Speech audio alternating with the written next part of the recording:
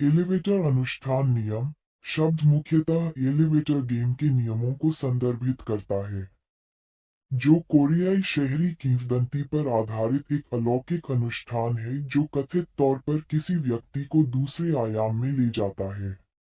इस अनुष्ठान में एक लिफ्ट में फर्श दबाने का एक विशिष्ट क्रम शामिल है। 4, 2, 6, 2, 10। 5वीं मंजिल पर एक भूतिया महिला प्रवेश कर सकती है, जिसे आपको स्वीकार नहीं करना चाहिए।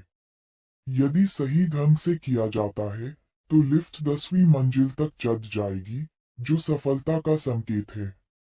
लेकिन यदि यह पहली मंजिल तक उतर जाती है, तो अनुष्ठान विफल हो गया है।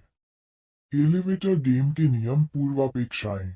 आपको कम से कम 10 मंजिलों वाली इमारत में पूरी तरह से अकेला होना चाहिए।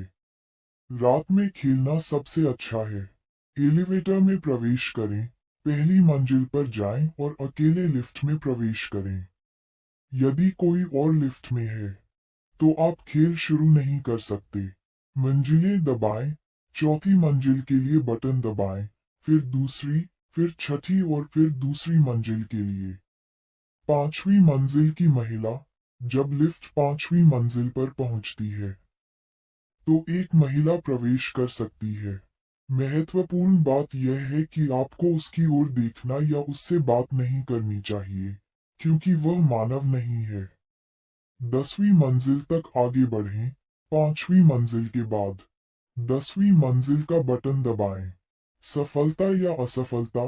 यदि लिफ्ट 10वीं मंजिल तक पहुंच जाती है, तो अनुष्ठान सफल हो गया है और अब आप बाहर निकलने का विकल्प चुन सकते हैं। यदि लिफ्ट पहली मंजिल पर उतर जाती है, तो अनुष्ठान विफल हो गया है। महत्वपूर्ण बातें महिला को स्वीकार न करें।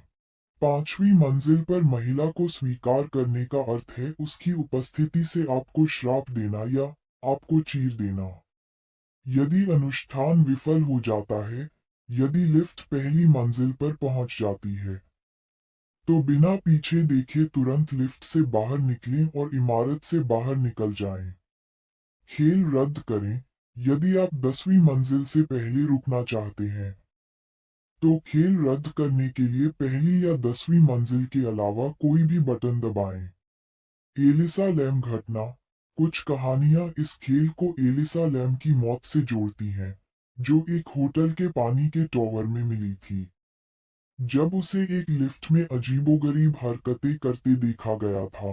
यह अनुष्ठान कोरिया का एक लोकप्रिय क्रीपीपास्ता है और अंधविश्वासों और शहरी किंवदंतियों पर आधारित है, जिसके कथित प्रभावों का कोई वैज्ञानिक आधार नहीं है।